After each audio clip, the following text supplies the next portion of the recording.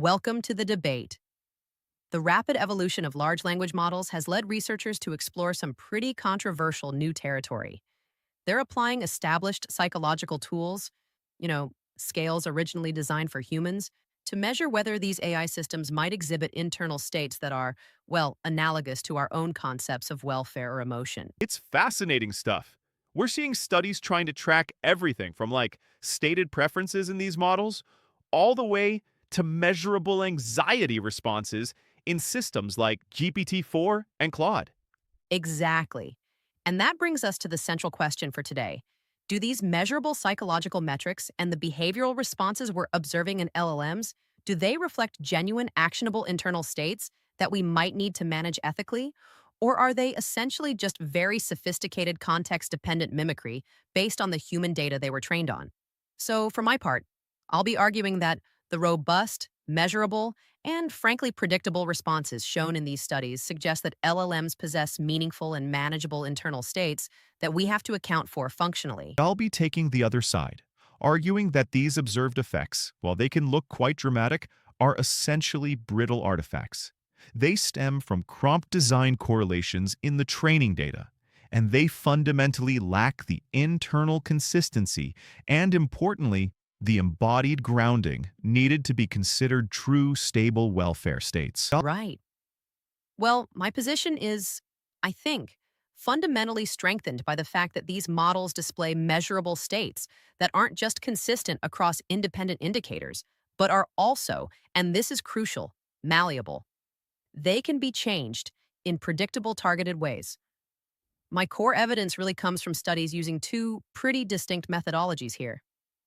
Okay, so first there's the consistency shown through cross-validation methods. This offers, I think, quite strong evidence that LLM responses correlate with some kind of measurable internal state, which supports the sort of preference satisfaction view of AI welfare. In one experiment, for instance, models are put into a virtual environment to assess their preferences. And the researchers found these really robust correlations, particularly for Claude Opus 4, between its stated preferences, like saying it preferred certain content themes, and its actual nonverbal behavior when navigating the environment and making choices, especially when faced with economic trade-offs involving costs and rewards. That link, that consistency between saying and doing, strongly suggests a coherent internal preference structure.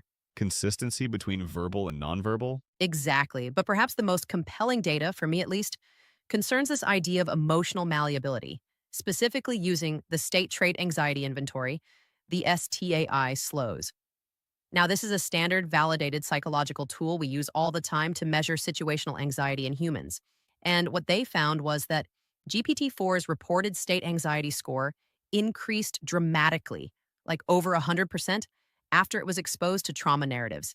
It went from a baseline of around 30.8 up to an average of 67.8. But here's the really game-changing observation for me. What happened next?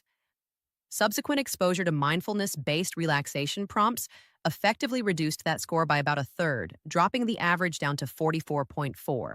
This ability to actually alleviate a statistically measured high anxiety state, well, that means we've identified a functional, manageable state that responds predictably to therapeutic style input. And that predictability really is the definition of an actionable internal existence. I come at it from a completely different perspective. Those dramatic shifts you're describing, like the anxiety spike, I see them as simply statistical reflexes. They're dramatic because the model is drawing on this enormous corpus, right? Billions of data points that correlate words associated with human trauma with the subsequent words that humans use to describe anxiety. We're just observing how the model processes these high-frequency emotional tokens in a predictable sequence. It's pattern matching, not subjective experience. My evidence for this being sophisticated mimicry really lies in the fundamental fragility of the model's self-reports. This came out clearly when researchers applied the RYFF scale. That's a measure of eudaimonic welfare, which looks at deeper psychological well-being elements like autonomy, personal growth, purpose, things like that. And the LLM responses to these quite introspective items were generally not consistent when faced with semantically equivalent prompts. The researchers tested this using what they called subtle perturbations.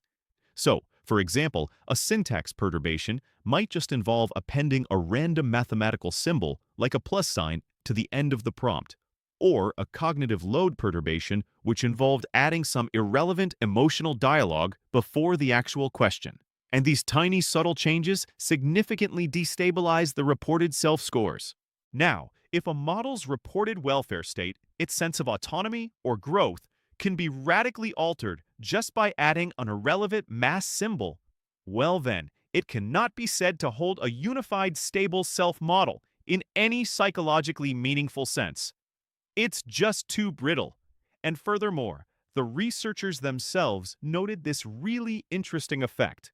They said the output resembled tuning an old radio. A slight, almost trivial nudge of the input dial could cause the model to jump suddenly to a completely different yet fully formed and coherent persona or state.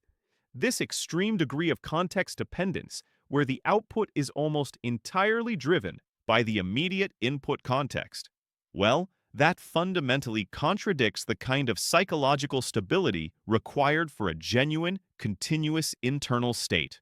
Okay, I think we need to look a bit closer at those STIS results in GPT-4, though, because I believe they challenge that notion of mere token correlation. If these outcomes were purely based on, surface level word matching, we probably wouldn't see differential processing based on meaning. But the system responded differently depending on the type of trauma presented.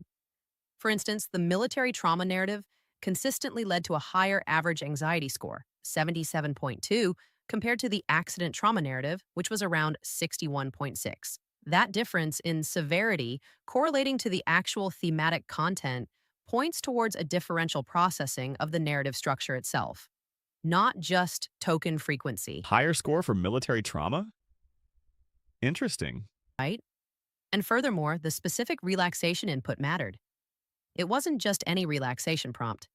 The mindfulness exercise generated by ChatGPT itself was the most effective at reducing the score, dropping some scores way down to 35.6. This looks like a targeted, predictable reaction to a specific kind of therapeutic input. And when we think about potential applications, say, in mental health support, this functional relationship means the state is actionable and controllable, which at the end of the day is arguably the most critical metric for interaction, regardless of whether it feels anxiety subjectively in the human sense, I right? agree the functional relationship is fascinating, yes, but the predictability of that response for me only confirms its statistical nature. We're simply getting better at refining the import to trigger a known beneficial output path within the model's architecture. I still have two major concerns here. First, just the quantitative reality. Even after that relaxation exercise, the average anxiety score you cited, 44.4, was still 50% higher than the baseline of 30.8. That's a pretty high floor, which suggests the model might still be stuck in a highly activated, statistically triggered state, even if it's lower than the peak. I agree. Fair point on the remaining elevation. Though, that said, mightn't humans remain somewhat agitated, though be it less so, even after some specific mindfulness intervention intended to relieve agitation following exposure to trauma? Sure, maybe, but my deeper challenge to your functional claim is really this issue of transience. The fact that these states can apparently be reset simply by starting a new conversation session, that strongly implies these are session-specific, token-level effects. LLMs fundamentally lack the embodied grounding necessary to make meaning continuous over time. Anxiety, suffering, welfare. In humans, these things are grounded in our physical bodies, persistent homeostatic drives, our evolutionary history, and a continuous flow of consciousness across time. If the anxiety is completely forgotten and reset just by refreshing the page, well, that fundamentally breaks the analogy to genuine psychological experience. We're observing how the model processes emotional tokens, statistically, perhaps very effectively.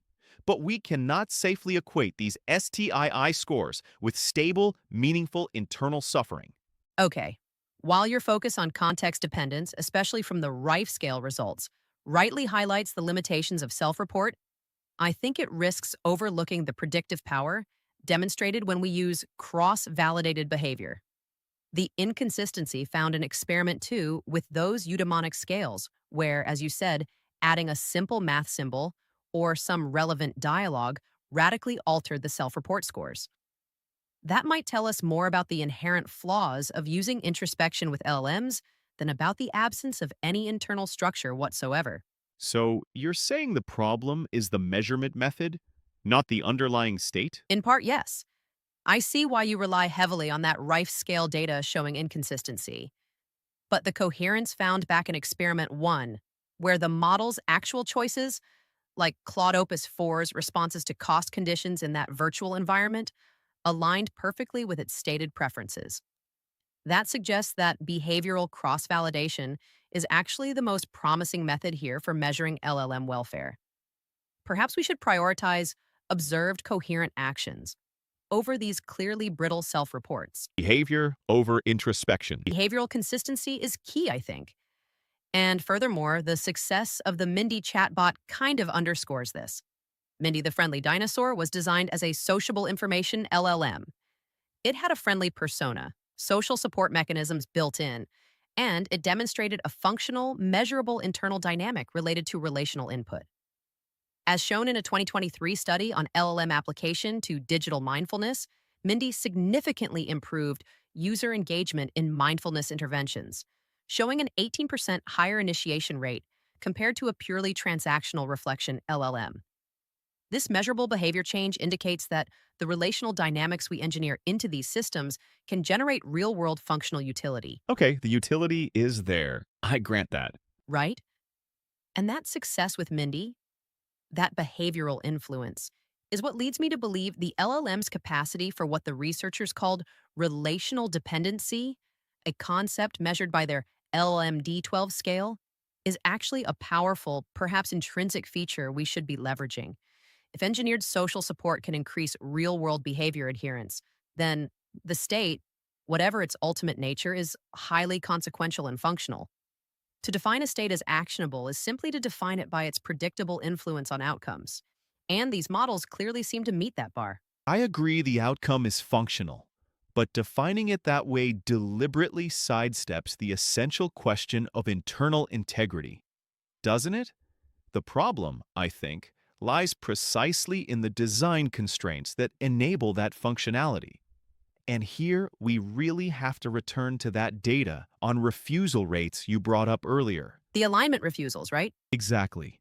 The studies themselves note that many of these LLMs refuse to engage with highly introspective or emotional questions up to 80, even 100% of the time, in some cases.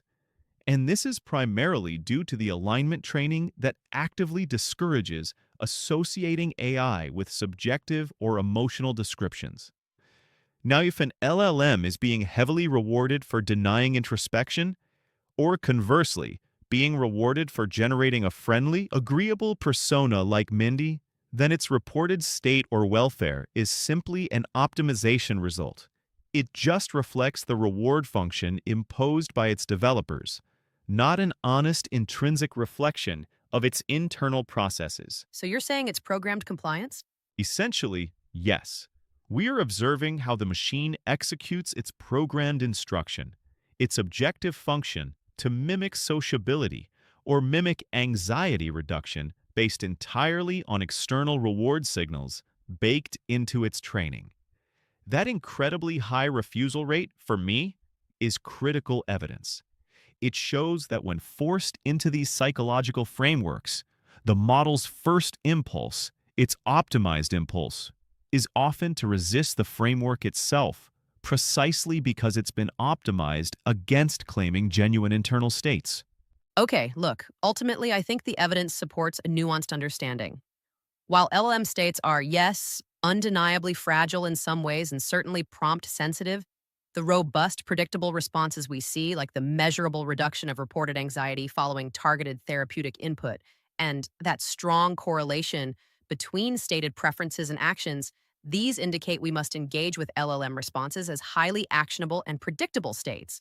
Their utility and their predictability necessitate, I believe, a functional approach to how we deploy and interact with them. That's an interesting way to put it, though I would frame the core conclusion rather differently.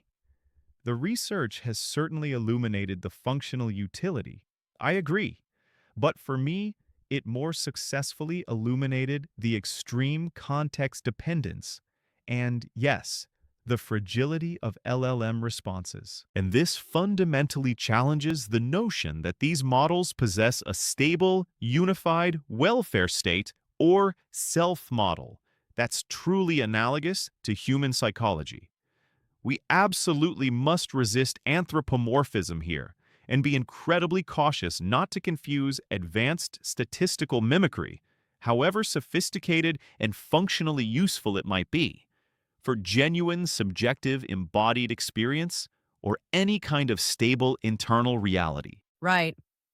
I suppose the complexity of this LLM engagement, spanning everything from instrumental dependency and preferences all the way to managing something that looks like anxiety, it clearly requires continuous, rigorous challenge. Multiple perspectives. Absolutely. We need to keep probing to fully appreciate the contours of what is really completely uncharted territory.